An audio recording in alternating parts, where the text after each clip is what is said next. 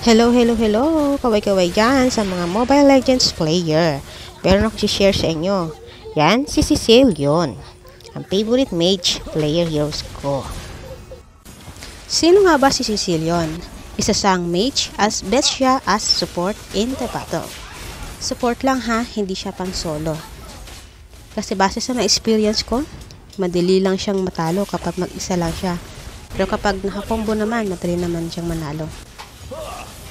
Kaya niyang pabagalin ang kalaban at patamaan sila ng walang himpis kapag nasa loob sila ng range niya.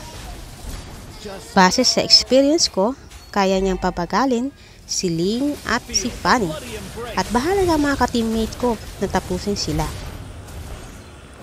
Para sa mga bago lang sa Mobile Legends, mahalagang malaman nyo na sundin nyo ang mga item build ng mga heroes nyo. Pero para sa akin, kay Cecilion, pinabago ko yun. Depende kung sino ang mga kalaban. Alam niyo ba na kahit lembot-lembot itong si Cecilion ay meron siyang kapartner, si Carmela, na isang tank heroes. At sa lahat ng mage, siya talaga ang pinaka na-handle ko at the best. Ako nga pala si Bandy Kane at ito ang channel ko.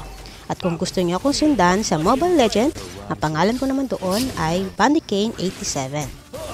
Kung nagustuhan mo ang video ko na ito, i-like, share, at i-turn on ang notification bell para sa update ng mga bago kong video about sa experience ko at natutunan sa paglalaro nitong Mobile Legends. Gusto kong i-share sa inyo ang mga bagay na yun, kaya sundan nyo ako sa Mobile Legends at sa channel na ito upang malaman nyo ang mga natutunan ko. Salamat and bye!